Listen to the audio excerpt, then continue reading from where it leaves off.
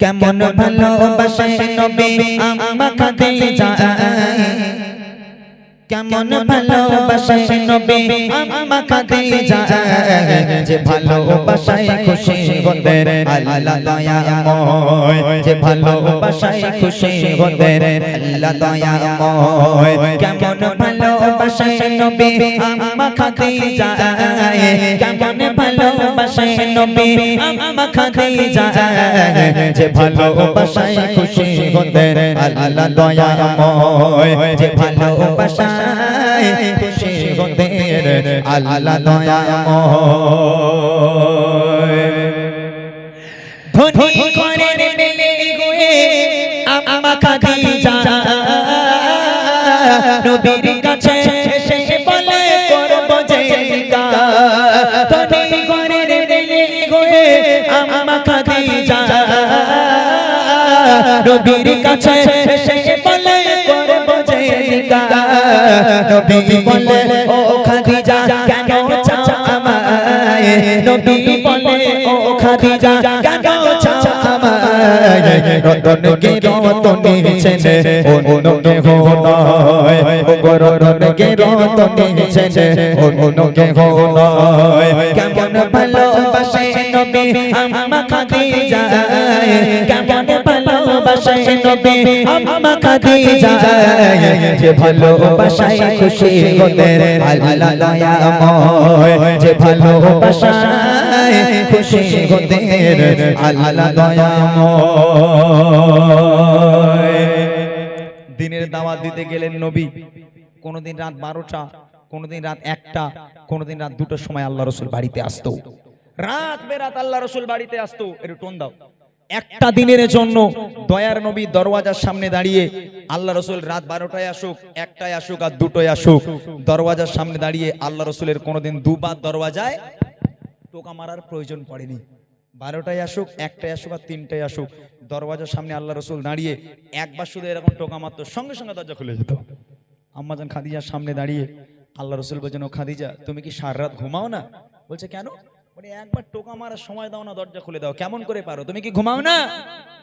আম্মাজান খাদিজা বলছে, হ্যাঁ আমার স্বামী, আপনি যখন বাইরে থাকেন আমি খাদিজা ঘুমোতে পারি না, বড় টেনশন হয়, বড় ভয় হয়, না জানি কাফেরেরা আপনার উপর কোনো আক্রমণ করলো কিনা, আপনার কোনো ক্ষতি করে দিল কিনা, এই চিন্তায় আমি খাদিজা সারা রাত ঘুমোতে পারি না, আপনার পথে আপনার অপেক্ষায় আমি বসে থাকি। আহা হা, আমার মায়েরা পারবে এরকম? আম্মাজান খাদিজার মতো এখানে যে মায়েরা আছেন আপনারা রাগ করবেন না। হ্যাঁ, আমাদের ঘরের যুবকেরা রাত 12টার সময় বাড়ি এসে আল্লাহ রাসূল একবার টোকা মারতো। আচ্ছা, আমাদের মনে হয় আমাদের মতো ছেলেরা বাড়ি গিয়ে একবার টোকা মারলে আমাদের বউ দরজা খুলবে? হ্যাঁ, টোকা মারা দূরের কথা, কিল মেরে, ঘুষি মেরে, লাথি মেরে দরজা ভেঙে গেল, মাঝখান থেকে ফেটে গেল, হ্যাঁ, তারপরেও আমার মায়েদের ঘুম ভাঙে না, জান্নাত থেকে ঘুরে বেড়াচ্ছে। আমার পরের দিন সকালে গল্প দেবে ওখানে, আমার স্বামী আমার সোনার চাঁদ, কি ভালোবাসি জানিস আমারে। আল্লাহ, আম্মাজান খাদিজা আল্লাহ রাসূলকে কেমন ভালোবাসতো, আল্লাহ রাসূল আম্মাজান খাদিজাকে কেমন ভালোবাসতো, তাই কবি লিখছে, দিনের দাওয়াত দিতে নবী যায় গো দারে দারে, অপেক্ষাতে বসে থাকে বিবি নিজের ঘরে। দিনের দাওয়াত দিতে নবী যায় গো দারে দারে, অপেক্ষাতে বসে থাকে বিবি নিজের ঘরে। দরজা টোকা দেবার সাথে দরজা খুলে যায়, দরজা টোকা দেবার সাথে দরজা খুলে যায়। বিবি বলে আপনি ছাড়া ঘুম নাহি হয়, ও গো বিবি বলে আপনি ছাড়া ঘুম নাহি হয়। কেমন ভালোবাসে নবী আম্মা খাদিজা, কেমন ভালোবাসে নবী আম্মা খাদিজা, যে ভালোবাসায় খুশি হতেন আল্লাহ দয়াময়, যে ভালোবাসায় খুশি হতেন আল্লাহ দয়াময়। পরের দিন রাত্রিবেলা বাড়ি এলো, দরওয়াজায় টোকা মারলো, দরওয়াজা খুলে গেল, আম্মাজান খাদিজার সামনে দাঁড়িয়ে আছে। আল্লাহ রাসূল আম্মাজান খাদিজাকে দেখে হাউমাউ করে কেঁদে উঠেছে। কেন জানেন? আল্লাহ রাসূল দেখছেন খাদিজা দাঁড়িয়ে আছে, আর আম্মাজান খাদিজার জামাটা এখান থেকে এমন ভাবে ছিঁড়ে গেছে, ও জামা সেলাই করা যাবে না, তাবলিও মারা যাবে না। আর এই দেখে আল্লাহ রাসূল হাউমাউ করে কেঁদে উঠেছে। আম্মাজান খাদিজা কাঁদতে কাঁদতে আল্লাহ রাসূলকে জড়িয়ে ধরলো, হে আমার স্বামী, আপনি কাঁদছেন কেন? আমার দ্বারা কি কোনো বেয়াদবি হলো, কষ্ট পেলেন? কেন কাঁদছেন? আল্লাহ রাসূল বলছেন, খাদিজা তুমি কোন ঘরের মেয়ে খাদিজা? তোমার আব্বা জানেন এত সয় সম্পত্তি, জায়গা জমি, সোনাদানার মালিক তুমি। সব সোনাদানাগুলো এনে আমি নবী আমার রাস্তায় তুমি কুরবানি করে দিলে খাদিজা। আজকে তোমার অবস্থা দেখো, তোমার জামাটা এমন ভাবে ছিঁড়ে গেছে, আমি তোমার স্বামী হয়ে ও জামা সেলাইও করে দিতে পারবো না। ও খাদিজা, আমি তোমাকে ভালো রাখতে পারলাম না।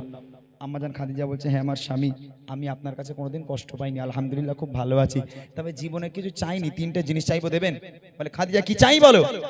আম্মাজান খাদিজা বলছে, আমার প্রথম নম্বর আবদার, আমি খাদিজা যেদিন ইন্তেকাল হয়ে যাব, যেদিন মারা যাব, দোকান থেকে কাফন কিনে পরালে হবে না, তাহলে আপনার এই পিরান, আপনার এই জুব্বা আমাকে কাফন করে দিতে হবে। দ্বিতীয় নম্বর আবদার, যখন আমাকে কবরে শোয়ানো হবে, কবরে শোয়ানোর আগে আপনি নিজে কবরে নামবেন, কবরের চারপাশটা একবার হাঁটবেন, কেননা আমি খাদিজা কবরের আযাবের ভয় পাই। কবর যদি আমাকে আযাব দেয়, আপনার পায়ে ছাপ থাকলে কবর আমাকে আর আযাব দেবে না। আর তৃতীয় নম্বর আবদার হলো, মুনকার নেকির ফারিস্তারা যতক্ষণ আমার সওয়ালের জবাব না করবে, আমার কবরের ধারে বসে থাকতে হবে, বাড়ি যেতে পারবেন না। তিনটা আবদার রাখবেন।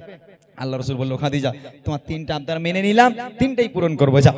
আচ্ছা, একটাবার চিন্তা করে দেখেন, আমার ঘরের মেয়েরা কোনোদিন এরকম আবদার করেছে স্বামীর কাছে? দেখো, আমি মরে গেলে একটু ইমাম মুয়াজ্জিনদের দাওয়াত করে খাইও, কি একটু মাদ্রাসার বাচ্চাদের একটু কোরআন খানি করে তাদের একটু খাইও, ফকির মিসকিন খাইও, আমার কবরের ধারে একটু চোখের পানি ফেলে একটু জিয়ারত করো। আমার মায়েরা সব কোনোদিন বলেছে? ওইসব আমার মায়েদের না। আমার মায়েরা শুধু 1 বছর বিয়ে হয়েছে, বললাম একটু দিঘায় লেগালে না, একটু বকখালি লেগে গেলাম, ওই আবার বলে আমি নাকি ওর সোনার চাঁদ বউ, এরকম বলেন আমার ঘরের মায়েরা। কিন্তু আম্মাজান খাদিজা নিজের স্বামীর কাছে কি আবদার করছে, কবি লিখছে, বিবি বলে ওগো স্বামী মরণের পরে কবর শোয়াবেন আমায় জুতা কাফন করে, কবরের চারিপাশে ঘুরবেন কেটে কেটে, কবর জানো নাই পারে আমায় পিছে দিতে, থাকবে বসে ফারিস্তাদের সওয়ালের সময়, থাকবে বসে ফারিস্তাদের সওয়ালের সময়, কবরের কঠিন আযাব বড়ই ভয়ের হয়, ও গো কবরের কঠিন আযাব বড়ই ভয়ের হয়। কেমন ভালোবাসে নবী আম্মা খাদিজা, কেমন ভালোবাসে নবী আম্মা খাদিজা, যে ভালোবাসায় খুশি হতেন আল্লাহ দয়াময়, যে ভালোবাসায় খুশি হতেন আল্লাহ দয়াময়। ইন্তেকাল হয়ে গেল, আম্মাজান খাদিজা মারা গেল। প্রথম নম্বর আবদারে জুব্বা দিয়ে কাফন পরাতে হবে, আল্লাহ রাসূলের জুব্বা দিয়ে খাদিজাকে কাফন পরানো হলো। দ্বিতীয় নম্বর আবদার, আল্লাহ রাসূলকে কবরে নামতে হবে।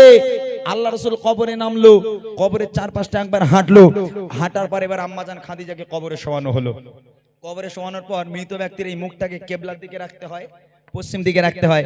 তো কবরের মধ্যে আম্মাজান খাদিজার মুখটাকে নিয়ে যতবার কিবলার দিকে পশ্চিম দিকে ঘোরানো হয়, আম্মাজান খাদিজার মুখটা অটোমেটিক ঘুরে আবার আসমানের দিকে হয়ে যায়। আবার একবার চেষ্টা করা হলো, আবার একবার কবরের মধ্যে আম্মাজান খাদিজার মুখটাকে নিয়ে কিবলার দিকে ঘোরানোর চেষ্টা করা হলো, আবার এমনি এমনি ঘুরে আকাশের দিকে হয়ে যায়। সাহাবারাও পেরেশান, আল্লাহ রাসূলও পেরেশান, মুখ কেন কিবলার দিকে ঘোরে না? আবার একবার চেষ্টা করলো, তিনবার চেষ্টা করার পর কোনো মতে আম্মাজান খাদিজার মুখ কিবলার দিকে ঘোরে না। ওই সময় আল্লাহ পাক আল্লাহ তাআলা খবর পাঠালো, আমার বন্ধু চিন্তা করবেন না, চিন্তার কোনো কারণ নেই। আমি আল্লাহ চাই না খাদিজার মুখটা কিবলার দিকে থাক, কেননা খাদিজার দ্বীন ইসলামের জন্য, কোরআনের জন্য আমি আল্লাহ আমার জন্য এত কষ্ট করেছে, এত রক্ত ঝরিয়েছে, নিজেকে এত কুরবানি করেছে। আমি আল্লাহ খাদিজার উপর এত খুশি হয়ে গেলাম।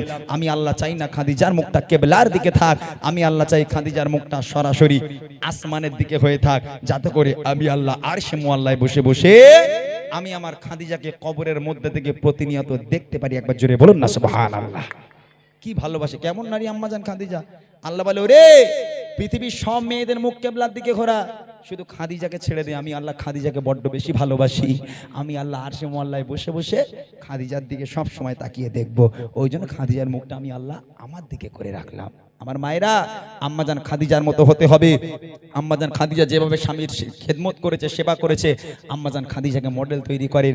আম্মাজান খাদিজাকে শিক্ষা নেন, আম্মাজান খাদিজার দিকে শিক্ষা নেন। আপনিও আল্লাহর কাছে প্রিয় হতে পারবেন, আল্লাহর জান্নাত আপনার জন্য খোলা থাকবে।